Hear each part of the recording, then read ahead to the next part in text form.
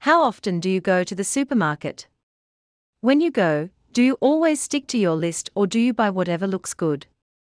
Studies show that almost half of shoppers go to the store 3 to 4 times per week and purchase about 54% more than they originally planned. In order to save more money and time, some savvy shoppers choose to go to the store only once per month. To some this may seem extreme, but all it takes is careful planning, efficient shopping, and some storage space. Why make 4 or more trips per month when you can make just one? If you plan ahead to make just one trip a month, your savings will shock you at the end of the year. Preparing to go shopping. In order to figure out what you need to get from the store, you need to make a list of what you already have. Knowing what you already have will also help guide your meal planning for the month. For example, if you have a lot of pasta in your pantry, you should utilize this ingredient in a number of recipes for the month. Be sure to take stock of everything you have in the pantry, refrigerator, and freezer, including any separate freezer chests if you have them. Update this list continually. Unless you are able to take inventory, prepare to go shopping, and actually go shopping all in one day, unlikely, you will need to update your inventory list as you use items. This will ensure that your shopping list is the most current version, and will also help track frequently used items and items that tend to go unused. Keep this list somewhere visible, like taped onto the fridge. Try painting a cabinet front with chalkboard paint as a modern alternative to a paper list. Save all of your receipts.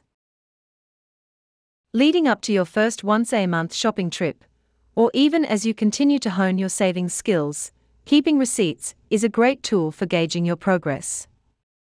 Ideally, you should have all of your shopping receipts from a typical month.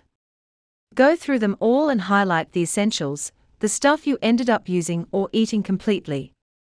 Underline items that you didn't get through that month, so you can track items you tend to buy impulsively and then not use. Check the back of the receipts for special coupons or promotions you can use.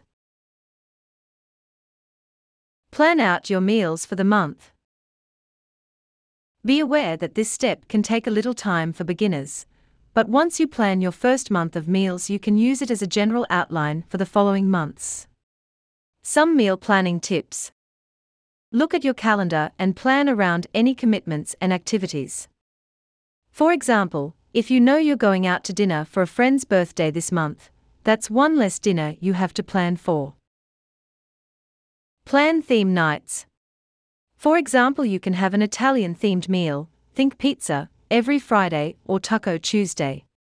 If you block in themed meals, it's easier to do the menu planning. Once you feel comfortable meal planning, you can add more variety to your menus. As you look at cookbooks or find recipes online, be realistic about the amount of time you have available to make each meal. Think about cooking a complicated dish paired with an easier one. For example, make a meatloaf, then toss in some baked potatoes to bake along with the meatloaf. Serve a green salad on the side. Not only will this make cooking easier, but it will save energy as you are using the oven to bake the meatloaf and potatoes at the same time. Try to utilize canned or bulk ingredients a lot, as these items are often cost-effective and non-perishable. Take perishables like fresh fruits and vegetables into account. Try to choose recipes that can be used for several different dishes, such as preparing a large batch of chili that can also be used as taco meat, pasta sauce, etc. Accumulate coupons and local store ads. Look at the grocery store ads for stores you frequent, either looking online or going to the store for a savings book. See what items are going to be on sale during the time you are going to shop, and update your meal plans if necessary. You can organize coupons you don't use for a given month in a booklet to use another month. Just be sure to check expiration dates before planning on using them. Make a shopping list. Look at what needs to be replaced from your inventory list and what needs to be purchased to make your meal plans.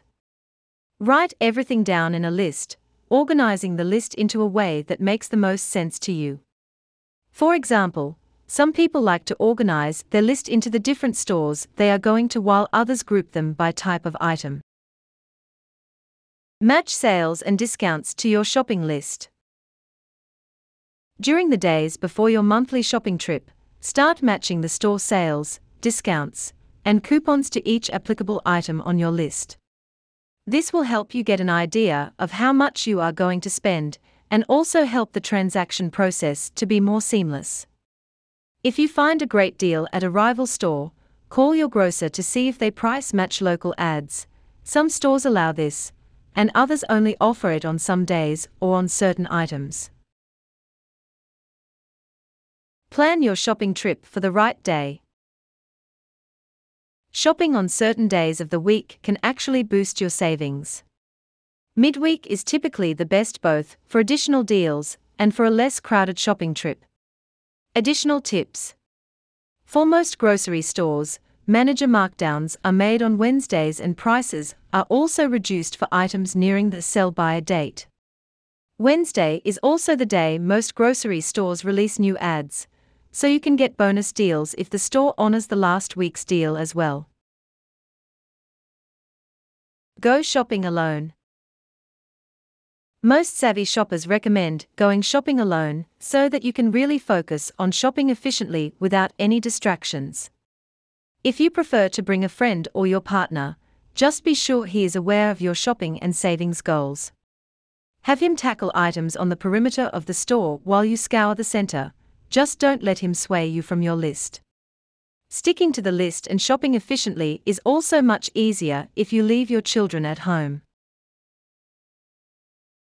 Buy frequently used items in bulk. Some items are cheaper if you buy them in bulk, which can help save money and stock your pantry for more than just 1 month. Avoid buying anything perishable in bulk or anything that you really don't use often, as this will just waste money. See if the store offers specials if you buy in bulk. Just be sure to do a quick calculation in your head or on your phone to make sure you are actually getting a substantial deal.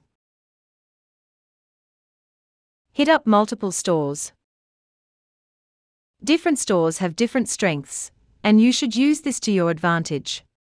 If you shop a few times a week, the cost of gas can add up driving all over town, but this doesn't apply when you're shopping only once a month. Try utilizing a big discount store for bulk items and a grocery store for everything else. You can also go to a farmer's market during peak seasons for inexpensive produce. Plan on going to 2 or 3 stores. Avoid going to more than 4 stores. Plan to spend about 2 to 4 total hours shopping. Pay for each haul in cash. This is not a requirement, but it is highly recommended that you pay for each trip in cash. Paying in cash will help you stay accountable for the money you are spending. It will also help you gauge whether or not you are sticking to your estimated budget. Organizing your haul. Put food away quickly. Shopping for a month can lead to a serious amount of groceries to unload. To keep your goods fresh and well preserved, put away all of the freezer foods immediately, then tackle the refrigerated foods, and then all of the pantry goods. If you have children, this is a great time to get them involved. Organize your haul. While you put foods away, try to organize them into products that need to be consumed earlier in the month.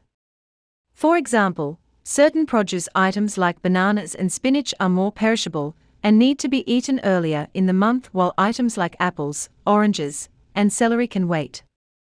Try to keep these perishable items in the front of the freezer as a reminder to use them quickly. Experienced savvy shoppers plan their meals so that perishable items are used in meals earlier in the month, saving sturdier goods for meals later in the month. Portion food out as you put it away. In addition to prioritizing perishable foods as you put them away, it is really helpful to portion items as well. This can help save a lot of time, as you begin making meals because everything is already pre-portioned.